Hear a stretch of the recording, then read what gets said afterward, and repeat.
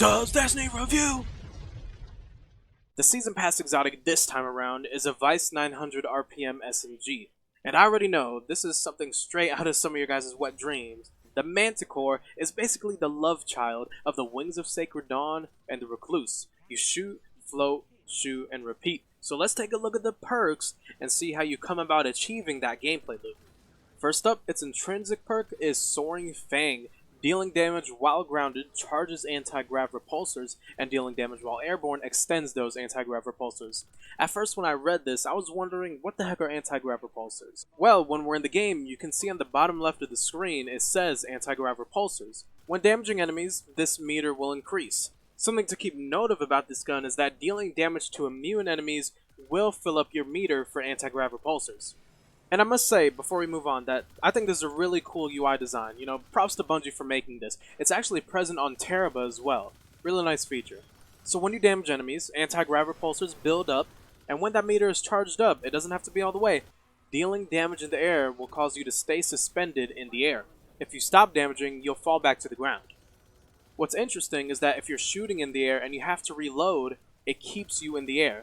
Really cool that Bungie took that into consideration. So that's the main function of the weapon, staying in the air, shooting, floating. Now let's talk about the exotic trait. It's called Swooping Fang, and it states that dealing damage while airborne increases the weapon's damage output. And so I did some testing for myself, and I got some numbers for you guys.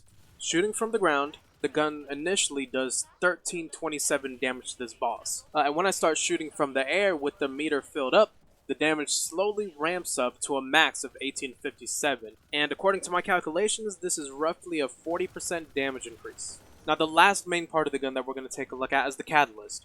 You can get the quest for it from Banshee once you have the gun, and it states that final blows with this weapon while airborne grant damage resistance. Now I'm not sure of the exact amount, but it's always nice to have some extra damage resistance, right? You want to stay alive as much as possible.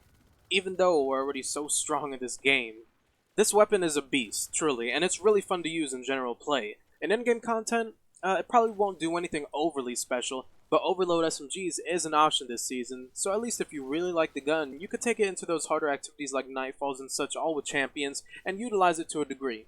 I think where this gun will really be able to shine though is PvP. SMGs are currently in a really good spot in the meta, so it has that going for itself, and from my experience so far, the weapon has a lot of outplay potential. Being able to run behind cover, stay in the air, and shoot someone that was chasing you without dropping to the ground will definitely be something that throws most players off. For hunters, you guys never really had a way of floating in the air, so welcome to the party.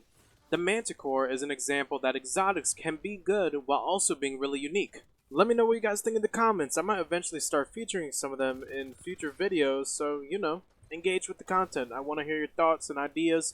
My name is Dub. And I hope you have a good day.